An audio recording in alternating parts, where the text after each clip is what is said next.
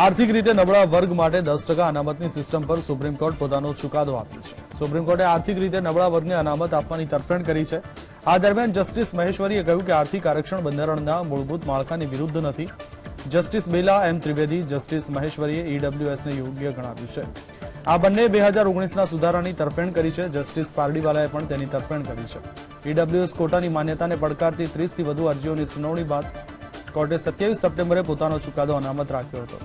મુખ્ય ન્યાયાધીશ યુ લલિતની આગેવાની હેઠળની 5 સભ્યોની બંધારણીય બેચ આ મામલે પોતાનો ચુકાદો સંભળાવ્યો છે, જેમાં 3 જજે અનામતની તરફેણ કરી છે, જ્યારે 2 જસ્ટિસ રવિન્દ્ર ભટ્ટ અને જસ્ટિસ લલિત અનામતના વિરોધમાં ગયા છે।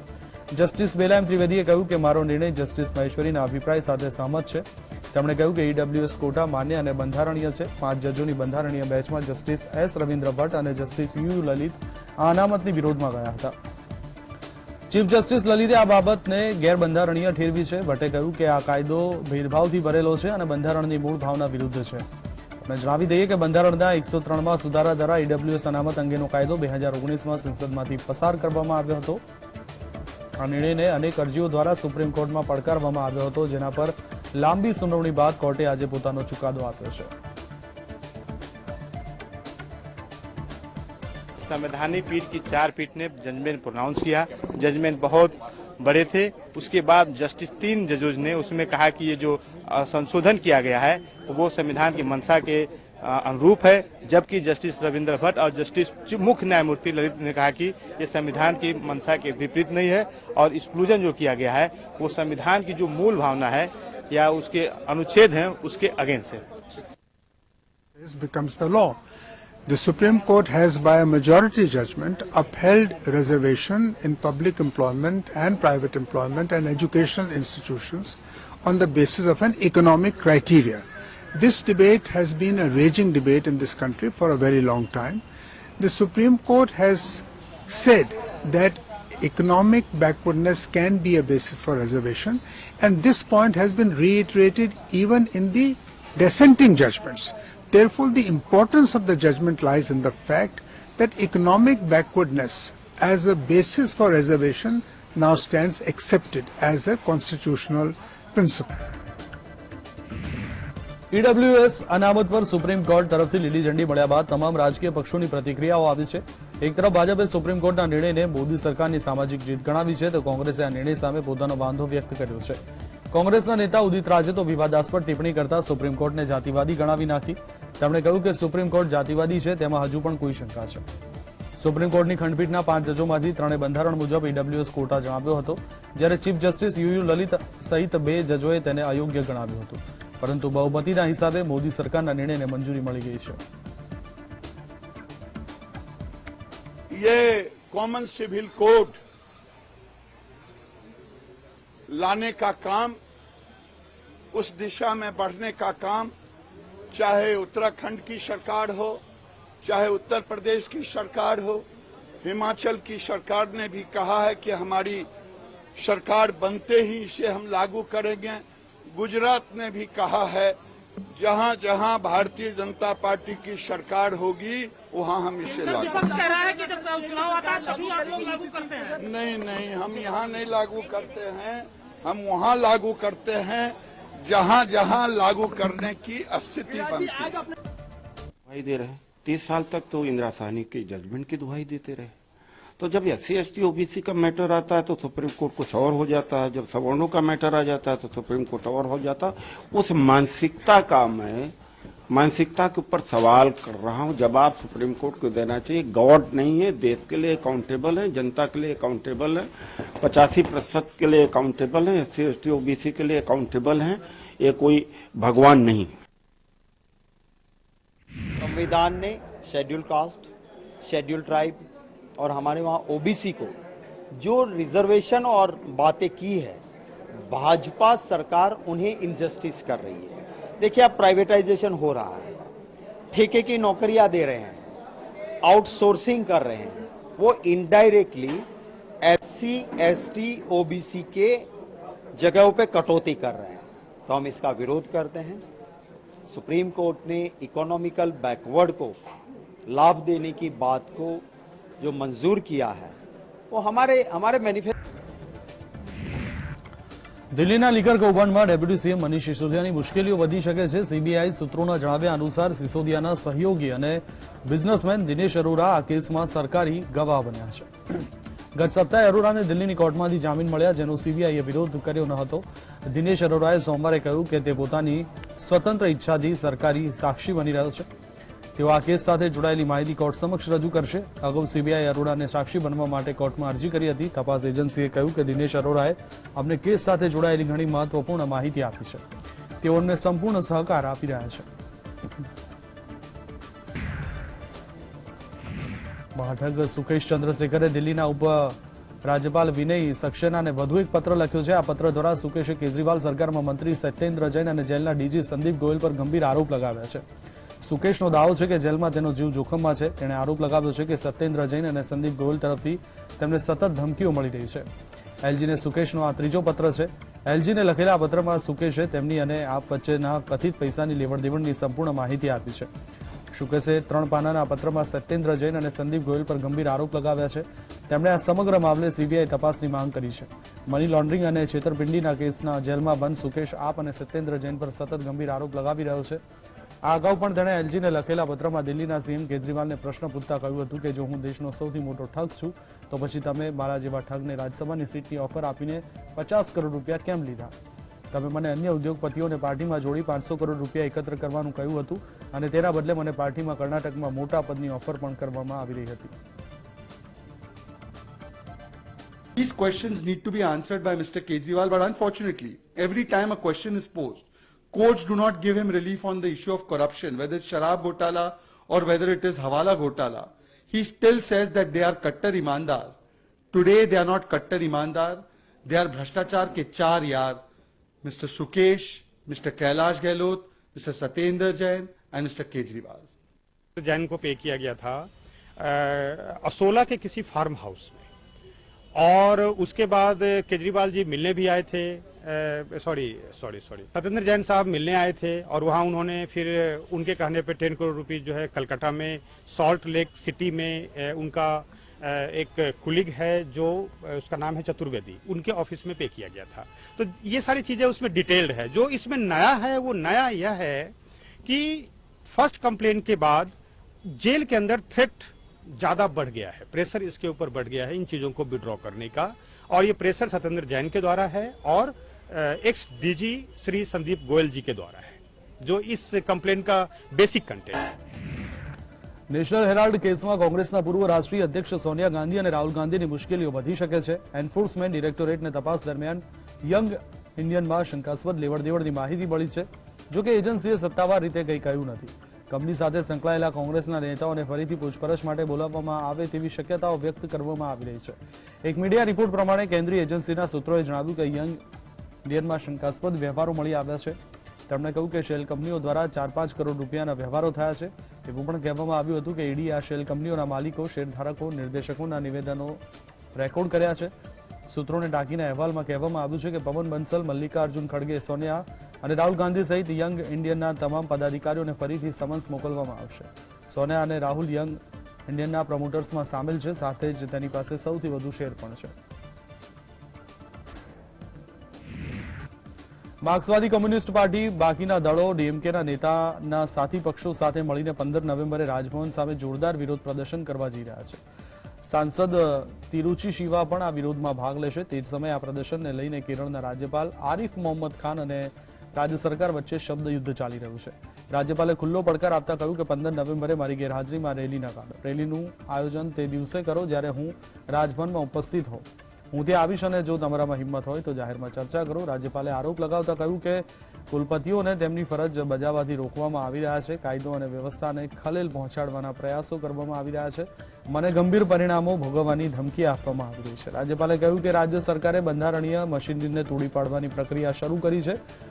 હું તેમને વિનંતી કરીશ કે આગળ વધો, વધુ સમસ્યાઓ ઊભી કરો, રાજભવનમાં પ્રવેશ કરો. જો તમારામાં હિંમત હોય તો રસ્તામાં મારા પર હુમલો કરો. મુખ્યમંત્રી મને ઓળખવાની ના પાડી રહ્યા છે, પરંતુ હું તેમને ઓળખું છું. કર્ણાટક પ્રદેશ કોંગ્રેસના અધ્યક્ષ સતીશ લક્ષ્મણ રાવ ઝરકૌલીએ કહ્યું છે કે હિન્દુ શબ્દનો અર્થ ખૂબ જ ગંદો થાય છે. તેમના નિવેદનથી વિવાદ ઉભો થયો છે. ભાજપે તેમના નિવેદનને હિન્દુઓનું અપમાનજનક અને ભડકાવનારું ગણાવ્યું છે. ઝરકોલીએ બેલાગવી જિલ્લામાં એક કાર્યક્રમમાં કહ્યું હતું કે હિન્દુ શબ્દ ક્યાંથી આવ્યો, શું આ આપણું છે? તે પર્શિયનમાંથી આવ્યો છે. ઈરાન, ઇરાક, ઉઝબેકિસ્તાન, કઝાકિસ્તાનનો ભારત સાથે શું સંબંધ છે? તો હિન્દુ શબ્દ તમારો કેવી રીતે થયો? તેમણે કહ્યું કે આ મુદ્દે ચર્ચા થવી જોઈએ. હવે વોટ્સએપ અને વિકીપીડિયા પર જુઓ. આ શબ્દ તમારો નથી તો પછી તમે તેને માથા પર કેમ ચડાવીને રાખ્યો છે? સતીશે કહ્યું કે જો તમે તે સમજો છો તો તમને શરમ આવશે. તેનો અર્થ ખૂબ જ ગંદો છે. હું આ નથી કહેતો, પહેલેથી જ વેબસાઇટ પર છે. આ વિવાદાસ્પદ નિવેદનને લઈને ભાજપે હવે કોંગ્રેસ પર નિશાન સાધ્યું છે અને તેને વોટ બેંકના ઉદ્યોગ ગણાવી છે.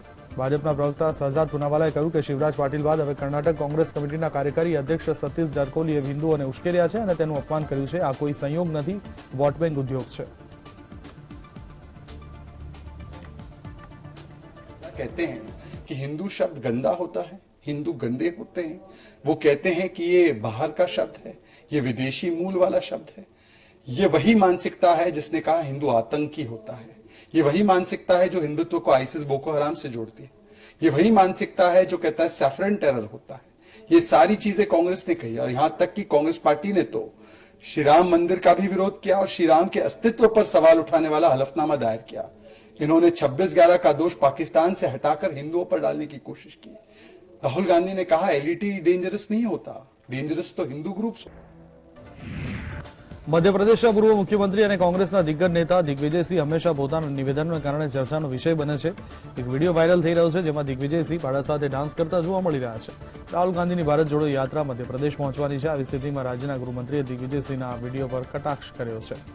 આ વિડીયોને ટ્વીટ કરી પૂર્વ મુખ્યમંત્રી દિગ્વિજયસિંહે લખ્યું કે તેલંગાણામાં ગોવર્ધન પૂજાના અવસર પર પૂજવામાં આવતા પ્રાણીને સદર કહેવામાં આવે છે.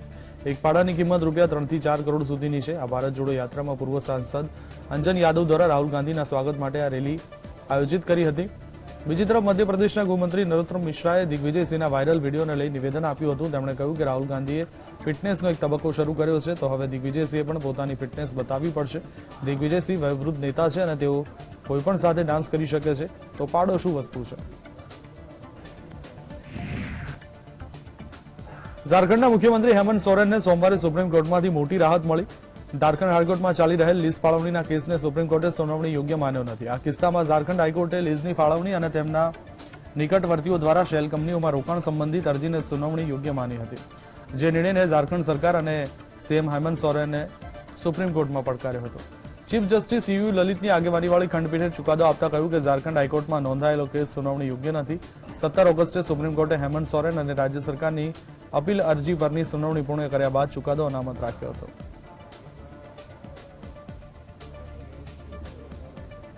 हाईकोर्ट ने होल्ड किया था कि ये पीआईएल मेंटेनेबल है. इस एसएलपी से पहले भी एक बार स्टेट ऑफ झारखंड और हेमंत सोरेन जी मेरी जानकारी के मुताबिक आए थे यहाँ और कोर्ट ने ऑर्डर किया था कि आप पहले जो हाईकोर्ट है वो मेंटेनेबिलिटी का इशू डिसाइड करेगी. जब हाईकोर्ट ने डिसाइड कर दिया तो उसके अगेंस्ट ये फिर से एसएलपी में आए, बोला कि जी ये डिसीजन जो मेंटेनेबिलिटी का है ये गलत है. उसमें सुप्रीम कोर्ट ने अपहोल्ड किया है कि यहाँ पीआईएल मेंटेनेबल नहीं था. क्या कारण है, क्यों मेंटेनेबल नहीं था, ये तो डिटेल्ड ऑर्डर्स में ही पता चला. विश्वास डिगा था. हम लोगों ने न्यायालय का रास्ता खटखटाया और न्यायालय से हम लोगों को पूरा उम्मीद था और आज हम लोगों को न्यायालय से न्याय मिला है और निश्चित रूप से आने वाले दिनों में भी हम लोग आशा और उम्मीद करते हैं कि हम लोगों को न्याय मिलेगा और राज्य की जनता को. ફરજિયાત હિજાબની વિરોધમાં ઈરાનમાં સરકાર સામે ઘણા દિવસોથી વિરોધ પ્રદર્શન ચાલી રહ્યા છે ત્યારે વિરોધની આગ હવે ભારતના કેરળ રાજ્ય સુધી પહોંચી ગઈ. કેરળના કોઝિકોડમાં હિજાબ પહેરી વિરોધ પ્રદર્શન કરવામાં આવ્યા હતા. આ દરમિયાન લોકોએ ઈરાનમાં હિજાબ વિરોધી ચળવળને પોતાનો ટેકો આપ્યો. આ પ્રદર્શનમાં મોટી સંખ્યામાં મહિલા જોડાઈ હતી. ઈરાનમાં વિરોધ પ્રદર્શનમાં અનેક લોકોએ જીવ ગુમાવ્યા છે. ઈરાનમાં પોલીસ કસ્ટડીમાં 22 વર્ષીય મહસા અમીનીનું મોત થયું હતું, જે બાદ દેશભરમાં લોકો સરકાર સામે વિરોધ પ્રદર્શન કરી રહ્યા છે. અરુણાચલ પ્રદેશમાં ચીન સરહદ પાસેના અંજાવથી લગભગ 2.5 મહિના પહેલા લાપતા થયેલ યુવકોનો હજુ સુધી કોઈ પતો લાગ્યો નથી. તેઓ 20 ઓગસ્ટથી 2.5 મહિનાથી ગુમ છે. બંને યુવક ઔષધિની શોધમાં જંગલમાં ગયા હતા. પરિવારજનોએ આશંકા વ્યક્ત કરી હતી કે બંને વ્યક્તિઓનું ચીન દ્વારા અપહરણ કરવામાં આવ્યું હોઈ શકે છે. ગુમ થયેલા યુવકના મોટા ભાઈએ કહ્યું કે અમને શંકા છે કે તેઓ ભારતીય સીમા ઓળંગી ગયા હતા અને ચીન દ્વારા તેમનું અપહરણ કરવામાં આવ્યું હતું. અમે કેન્દ્ર સરકારને અપીલ કરીએ છીએ કે તેઓ તેમને શોધવામાં મદદ કરે. 9 ઓક્ટોબરે બંને યુવકો ગુમ થયાની ફરિયાદ નોંધવામાં આવી હતી, જોકે હજુ સુધી આ કેસમાં કોઈ પત્તો મળ્યો નથી. બીજેપી ધારાસભ્ય દાસંગલુ પુલનું કહેવું છે કે અમે આ મામલે રક્ષામંત્રી રાજનાથસિંહ, મુખ્યમંત્રી અને અરુણાચલ પ્રદેશના પૂર્વ સાંસદ તાપીર ગાવ સાથે વાત કરી છે. તેમણે કહ્યું છે કે તે સમગ્ર મામલાને નજીકથી જોઈ રહ્યા છે. આ બંનેને શોધવા માટે સેના દ્વારા ઓપરેશન ચલાવવામાં આવી રહ્યું છે. का परंपरा पहले से चलते आ रहा है, तो हर कोई शिकार करता है. लगभग हम लोग जो है शिकार करके जो है हम लोग ज़्यादातर पहले के ज़िंदगी में अपना ये जो है लाइवलीहुड है मैंने जो है ना ये शिकार, तो ऐसे तो कभी नहीं हुआ है मैंने, ये पहले बार है. तो कहीं वो रास्ता भटकते चलते जो है कहीं वो चाइना के उस जमीन तरफ चला गया, तो वो चाइना. તો છેલ્લા ઘણા દિવસોથી વાયુ પ્રદૂષણનો માર સહન કરી રહેલ દિલ્હીવાસીઓને થોડી રાહત મળી છે. છેલ્લા 48 કલાકમાં દિલ્હી અને તેની આસપાસના વિસ્તારોમાં વાયુ પ્રદૂષણમાં થોડો ઘટાડો નોંધાયો છે. જોકે તેમ છતાં વાયુ પ્રદૂષણનું લેવલ અતિ ગંભીર સ્તરે છે. દિલ્હીમાં એર ક્વોલિટી ઇન્ડેક્સ સોમવારે 350ની નીચે રહ્યો. આ પહેલા રવિવારે 399 અને શનિવારે 381 રહ્યો હતો. ગાઝિયાબાદ અને ગ્રેટર નોઈડાનો એર ક્વોલિટી ઇન્ડેક્સ ઘટી 300થી નીચે આવ્યો છે, જેના કારણે લોકોને મોટી રાહત મળી છે. સફર ઇન્ડિયાએ આગામી 2-3 દિવસ સુધી પ્રદૂષણમાં કોઈ વધારો નહીં થવાની આગાહી કરી છે. બીજી તરફ પંજાબ અને હરિયાણામાં રવિવારે પણ પરાલી સળગાવવાની ઘટનાઓ અને તેના ધુમાડાના હિસ્સામાં પણ ઘટાડો જોવા મળ્યો હતો.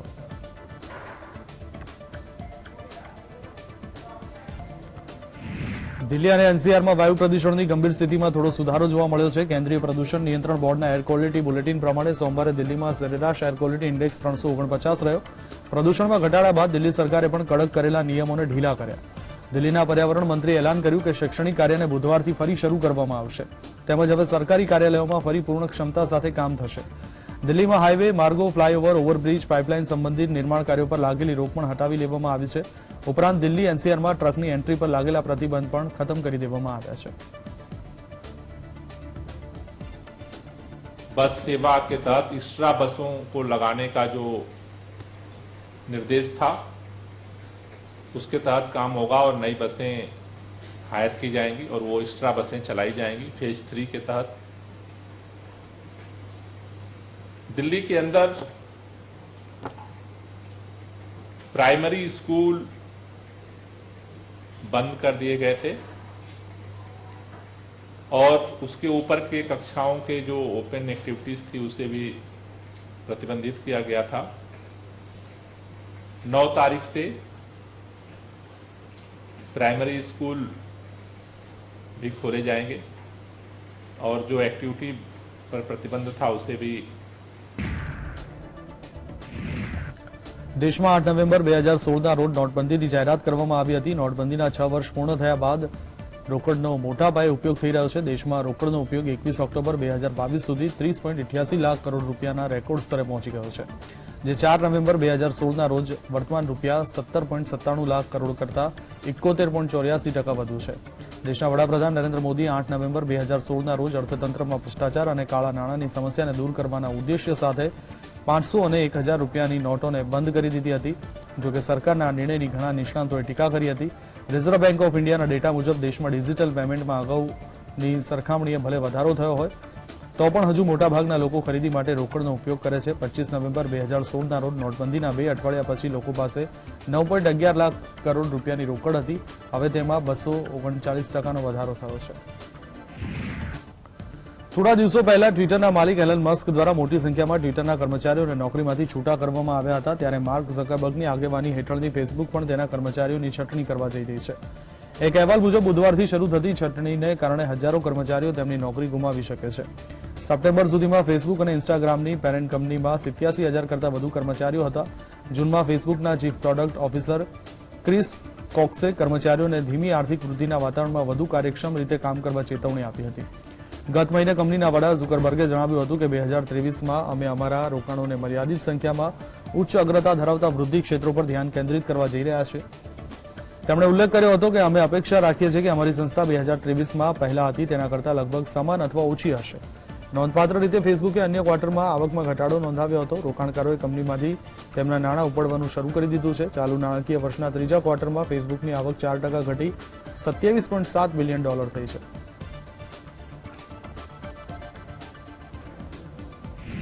વિશ્વ પ્રસિદ્ધ બાલાજી મંદિરનું ટ્રસ્ટ તિરુમાલા તિરુપતિ દેવસ્થાનમે એક પત્ર બહાર પાડી જણાવ્યું કે ટ્રસ્ટના નામે લગભગ 2.5 લાખ કરોડથી વધુ સંપત્તિ છે. ઉલ્લેખનીય છે કે મંદિરની સ્થાપના બાદ આ પ્રથમ વખત ટ્રસ્ટની સંપત્તિઓ અંગે ખુલાસો કરવામાં આવ્યો છે. ટ્રસ્ટ તરફથી જણાવાયું છે કે બેંકમાં રોકડ 16,000 કરોડ રૂપિયાની સાથે સાથે 10.25 ટન સોનું અને 2.5 ટન સોનાના આભૂષણો જમા છે. ટ્રસ્ટે વધુમાં જણાવ્યું કે આખા ભારતમાં ટ્રસ્ટની કુલ 960 સંપત્તિઓ છે. મંદિરના એક અધિકારીએ જણાવ્યું કે તિરુપતિમાં ભક્તો દ્વારા દાન કરાતા રોકડ અને સોનામાં સતત વૃદ્ધિ થઈ રહી છે, જેના કારણે મંદિરની સંપત્તિમાં સતત વધારો થઈ રહ્યો છે. તેમણે કહ્યું કે બેંકો તરફથી મળતા વ્યાજને કારણે પણ આવકમાં વધારો નોંધાઈ રહ્યો છે. ટ્રસ્ટે જણાવ્યું કે વર્ષ 2022-23માં 3,100 કરોડ રૂપિયાનું બજેટ રજૂ કરવામાં આવ્યું હતું, જેમાંથી 668 કરોડ રૂપિયા તો બેંક તરફથી મળતા વ્યાજના છે. સ્ટોક એક્સચેન્જના ડેટા પ્રમાણે તિરુપતિ બાલાજી મંદિરની સંપત્તિ દેશની કેટલીક બ્લુચીપ કંપનીઓની સંપત્તિ કરતાં વધુ છે. આઈટી ક્ષેત્રની જાયન્ટ વિપ્રોની માર્કેટ કેપ રૂપિયા 2.14 લાખ કરોડ છે, જ્યારે અલ્ટ્રાટેક સિમેન્ટનું માર્કેટ કેપ 1.99 લાખ કરોડ છે. આ સિવાય નેસ્લે ઇન્ડિયાનું માર્કેટ કેપિટલાઇઝેશન 1.96 લાખ કરોડ રૂપિયા છે. માત્ર આ કંપનીઓ નહીં, પરંતુ ઓએનજીસી આઈઓસીની માર્કેટ કેપ પણ ટેમ્પલ ટ્રસ્ટની નેટવર્ક કરતાં ઓછી છે. તિરુપતિ મંદિરની સંપત્તિ માત્ર મોટી કંપનીઓ કરતાં વધુ તો છે જ, પરંતુ વિશ્વના ઘણા દેશોની જીડીપીથી પણ વધુ છે.